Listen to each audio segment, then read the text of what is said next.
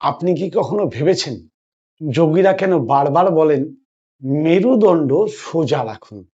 এটা কি শুধু ভালো পশ্চারের জন্য, নাকি এর পিছনে এমন একটি রহস্য আছে যা হাজার বছর ধরে যোগশাস্ত্রের কেন্দ্রবিন্দু হয়ে রয়েছে? আর যদি আমি বলি আপনার মেরুদণ্ড শুধু হাড়ের স্তম্ভ নয়, এটাই আপনার শরীরের প্রাণের মহাসড়ক, তাহলে আজকের ভিডিও শেষে আপনি আর কখনো প্রাণায়ামের সময় মেরুদণ্ডকে অবহেলা করতে পারবেন না। গত পর্বে আমরা জেনেছিলাম প্রাণায়ামের জন্য কঠিন আসন নয়, স্থির ও স্বাচ্ছন্দ্যময় আসনটা খুব জরুরি। সুখাসন, বজ্রাসন, অর্ধপদ্মাসন, পদ্মাসন, যে আসনে স্থির থাকা যায় সেটাই আপনার জন্য উপযুক্ত। কিন্তু একটা প্রশ্ন তখনও রয়ে গেছিল, মেরুদণ্ড সোজা রাখার উপর এত গুরুত্ব কেন?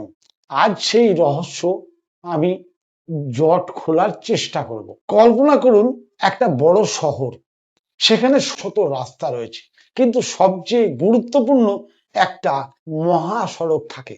যদি সেই রাস্তা বন্ধ হয়ে যায়, পুরো শহরের রাস্তা চলাচল ব্যবস্থাটাই ভেঙে পড়ে। ঠিক তেমনি আমাদের শরীরেও অসংখ্য স্নায়ু আছে, কিন্তু মস্তিষ্ক থেকে শরীরের অধিকাংশ বার্তা মেরুদণ্ডের ভেতর দিয়েই চলাচল করে। তাই আধুনিক বিজ্ঞানও মেরুদণ্ডকে অত্যন্ত গুরুত্বপূর্ণ বলেছেন। আর যোগশাস্ত্র তারা আরো এক ধাপ এগিয়ে বলেছেন, প্রাণ প্রবাহের সূক্ষ্ম পথ হচ্ছে এই মেরুদণ্ড। মেরুদণ্ডের সঙ্গে সম্পর্কই প্রাণ প্রবাহের। প্রাচীন যোগশাস্ত্রে বলা হয় মানবদেহে অসংখ্য নাড়ির কথা শুনে থাকবেন, ৭২,০০০ নাড়ির কথা বলা হয়। তার মধ্যে তিনটি বিশেষভাবে উল্লেখ করা হয়েছে, ইরা, পিঙ্গলা ও সুষুম্না। আমরা এখনো এগুলোর গভীরে যাচ্ছি না, কারণ সেটা শেখার সময় এখনো আসেনি। আজ শুধু এইটুকু জানবো, যোগীরা বিশ্বাস করতেন যখন শরীর স্থির হয়, শ্বাস সুষম হয়, মন শান্ত হয়, তখন সূক্ষ্ম চেতনার সাধনার জন্য মেরুদণ্ডের সোজা অবস্থান অত্যন্ত সহায়ক। আধুনিক শরীরবিদ্যার ভাষায় বলতে হবে, মেরুদণ্ডের ভিতর দিয়ে, অর্থাৎ স্পাইনাল কর্ড মেরুদণ্ডের ভেতর দিয়ে চলে। এটি মস্তিষ্ক ও শরীরের মধ্যে তথ্য আদান প্রদানের প্রধান পথ। প্রাণায়ামের সময়ে যদি আপনি বারবার কুঁজো হয়ে বসেন, তাহলে বুক সম্পূর্ণ প্রসারিত হতে বাধা পেতে পারে, গভীর শ্বাস নেওয়া কঠিন হতে পারে, দীর্ঘক্ষণ বসাও অস্বস্তিকর হতে পারে। তাই সোজা বসা শুধু শাস্ত্রের নির্দেশ নয়, এটা বাস্তবেও সবসময়ের জন্য উপকারী। একটি ভুল এখানে ভেঙে দেওয়ার দরকার। অনেকে মনে করেন সোজা মানে সেনাবাহিনীর মতো শক্ত হয়ে বসা, এটা ভুল। মেরুদণ্ড হবে সোজা কিন্তু স্বাভাবিক, কাঁধ নয়, মুখ শক্ত নয়, ঘাড় জোর করে টানা নয়। ভাবুন একটা সুস্থ বাঁশ গাছ সোজা হয়ে রয়েছে, কিন্তু তাকে নোয়াতে চাইলে নোয়ানো যাবে, অর্থাৎ নমনীয়। আজ একটা ছোট্ট পরীক্ষা করুন, 2 মিনিট ইচ্ছা করে কুঁজো হয়ে বসুন, তারপরে লক্ষ্য করুন শ্বাস কেমন লাগছে। এবার মেরুদণ্ড সোজা করুন, কাঁধকে ঢিলা করুন, চোয়ালকে শিথিল করুন। এখন আবার শ্বাস নিন, দেখুন তো কোন অবস্থায় শ্বাস স্বাভাবিক ও সহজ লাগছে। এই ছোট্ট পরীক্ষাটাই আপনাকে অনেক কিছু শিখিয়ে দেবে। আগে পরীক্ষা করে নিজের উপর প্রয়োগ করে অভিজ্ঞতা অর্জন করুন। প্রাণায়াম তো আমরা শিখবই, কিন্তু প্রাণায়ামের শুরুতে এই বসার বিজ্ঞান যদি আমরা না বুঝি, তাহলে প্রাণায়াম সেই ফল তো আমরা পাবো না।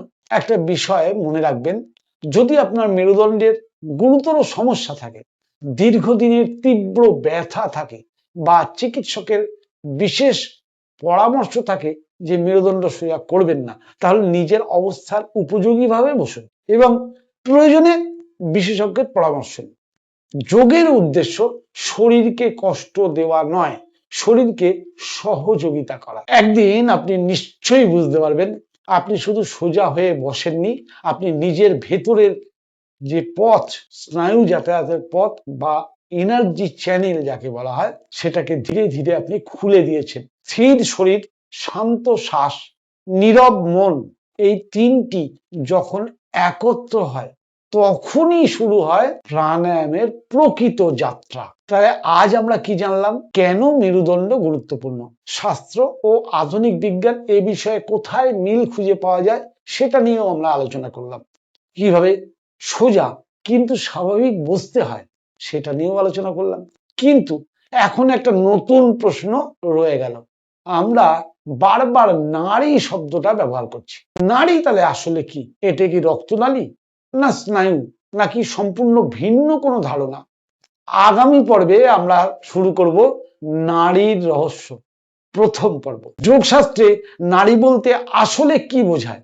বিশ্বাস করুন, নারী না বুঝে প্রাণায়াম শেখা মানে মানচিত্র না দেখে দীর্ঘ যাত্রায় বেরিয়ে পড়া। মেরুদণ্ডকে শুধু শরীরের ভরসা নয়, আপনার সচেতনতার স্তম্ভ হিসাবে অনুভব করার চেষ্টা করুন। ভেবে নিন, দেহরূপী এই গৃহের ভিত হচ্ছে মেরুদণ্ড। মেরুদণ্ড যদি ঠিক না থাকে তাহলে শরীর তো একটা মাংসের দলা, শরীর কখনোই তার নিজের আকার ফিরে পাবে না। আজকের পর্বটি আপনাদের কেমন লাগলো অবশ্যই জানাবেন। শ্বাস থেকে চেতনার যাত্রার আজকে 16তম পর্ব। আমরা এতদিন পর্যন্ত প্রাণায়াম করার আগের বিশেষ মুহূর্তগুলো নিয়ে আলোচনা করছি এবং শেখার চেষ্টা করছি। খুব শিগগিরই আমরা প্রাণায়াম শিক্ষার পর্বগুলোতে পা দেব। যারা নতুন এসছেন আমার চ্যানেলে তারা অবশ্যই চ্যানেলটি সাবস্ক্রাইব করে নিন।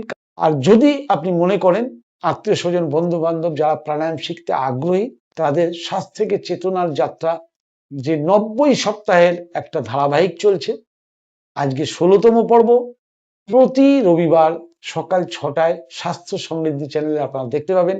সঙ্গে থাকুন, চলুন আমরা একসঙ্গে সবাই মিলে ধীরে ধীরে প্রাণায়াম শিখি এবং প্রাণায়ামের যে আসল মাহাত্ম্য সেটাকে আমরা অনুভব করতে পারি আর শরীরকে সম্পূর্ণ সুস্থ করতে পারি।